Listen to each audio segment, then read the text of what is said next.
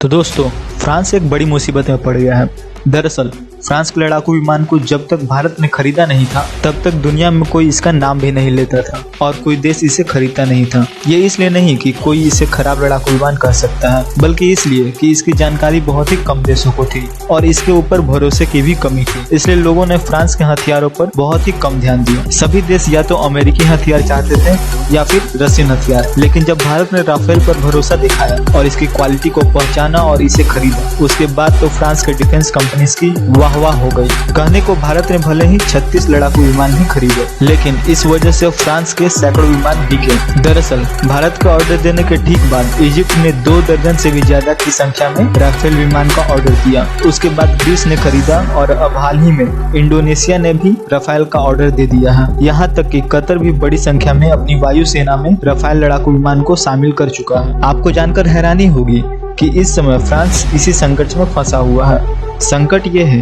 कि फ्रांस ने ऑर्डर बहुत सारे ले लिए हैं, लेकिन इतने विमान बनाने की क्षमता फ्रांस के पास भी नहीं है। इस वक्त फ्रांस की कंपनी डसॉल्ट, जो राफेल लड़ाकू विमानों को बनाती है, इसके पास 270 से भी ज्यादा राफेल के ऑर्डर बैकलॉग में पड़े हुए हैं। बनाने की क्षमता न होने की वजह से अभी तक ये पेंडिंग है। इन्हें खुद को उम्मीद नहीं थी कि राफेल को दुनिया इतना ज्यादा पसंद करेगी और इतना ज्यादा खरीदने के ऑर्डर मिलेंगे। यहाँ स्थिति ऐसी है कि फ्रांस के वायुसेना को 50+ विमान चाहिए, पर वो भी पेंडिंग में जा चुका है। और आश्चर्य की बात यह है कि हाल ही में फ्रांस की कंपनी डसॉल्ट, जो राफेल विमान को बनाती है, इसने अपनी फ्रांसीसी सरकार को कहा है कि हम एक नई फैक्ट्री के ऊपर काम कर रहे हैं, पर इसके बावजूद हम अपनी वायुसेना को पर्याप्त मात्रा में फाइटर जेट्स की डिलीवरी नहीं कर पाएंगे। तो दूसरे देशों को टाइम पर एक्सपोर्ट करना तो भूल ही जाइए। ऐसे में भारत भी फंस सकता है, क्योंकि राफेल का एम वेरिएंट भारत खरीद रहा है। इसमें भी देरी होने की पूरी संभावना है। ऐसा माना जा रहा है कि डसॉल्ट एविएशन भारत में अपने लड़ाकू विमान का मैन्युफैक्चरिंग कर सकती है, क्योंकि भारत की कंपनी रिलायंस और फ्रांस की कंपनी डसॉल्ट के बीच ऑलरेडी एग्रीमेंट हो चुका है। एग्रीमेंट के अनुसार नागपुर में ये एक पूरा प्लांट लगाएंगे। जब ये भारत में प्लांट लगा रहे हैं